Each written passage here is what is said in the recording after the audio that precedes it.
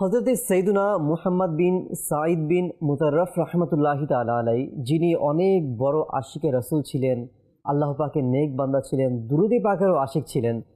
তার একটি অভ্যাস ছিল এমন যে তিনি যখন রাতের বেলা ঘুমাতে যেতেন, আল্লাহ রসুল সাল্লাল্লাহু আলাইহি ওয়াসাল্লামের উপর দুরূদ শরীফ পাঠ করতে করতে ঘুমাতেন।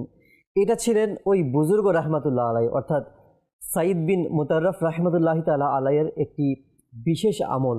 প্রতিদিনের ন্যায় তিনি বলেন যে আমি যখন প্রতি রাতে দুরূদ পাঠ করতাম, এক রাতে এমন হলো যে আমার চোখ তো বন্ধ হলো, কিন্তু অন্তরের চোখ, ভাগ্যের চোখ জাগ্রত হয়ে গেল। সুবহানাল্লাহ।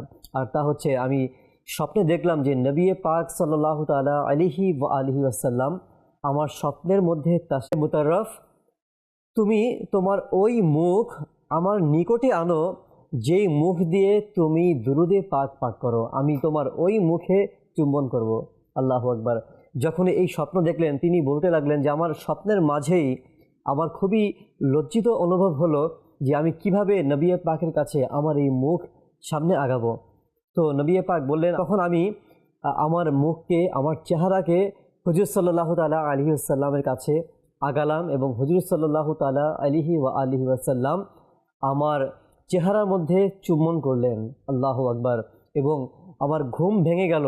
ঘুম ভাঙার পর দেখলাম যে পুরো ঘর আমার সুন্দর একটি ঘ্রাণ বেরোচ্ছিল এবং বর্ণনার মধ্যে এটাও এসেছে যে এই সুঘ্রাণ আমিও অনুভব করছিলাম। আলহামদুলিল্লাহ। দর্শকবৃন্দ, আমরা জানলাম যে হযরতে সাইয়্যিদুনা মুহাম্মদ বিন সাঈদ বিন মুতাররফ রাহমাতুল্লাহ আলাইহি অনেক আশিকে রাসূল ছিলেন, দুরূদে পাকের বেশি পরিমাণে আমল করতেন।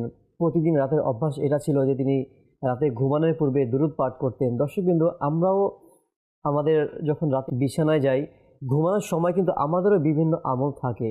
আর সেই আমল আমি বলবো, অনেকের উত্তম আমল থাকে, অনেকের মন্দ আমল থাকে। অনেকে ঘুমানোর পূর্বে নামাজ আদায় করে, অনেকে ঘুমানোর পূর্বে জিকির আজগার করে, অনেকে ঘুমানোর পূর্বে দুরূদে পাক পড়ে, অনেকে মাআযাল্লাহ ঘুমানোর পূর্বে নাটক সিনেমা দেখতে দেখতে ঘুমায়, অনেকে ঘুমানোর পূর্বে গান বাজনা শ্রবণ করতে করতে গুনাহ করতে করতে ঘুমায়। এখন আপনার আমার ডিসিশন, আমরা কি করব। আমরা কি চাই না দর্শকবৃন্দ আল্লাহ রাসূলের দিদার লাভ করতে? যদি চাই, আমরা যে ফজিলত এখন আমরা শ্রবণ করলাম, হয়তোবা আমাদের অন্তরের মধ্যেও দুরূদ পাঠ করার একটি উৎসাহ কাজ করছে।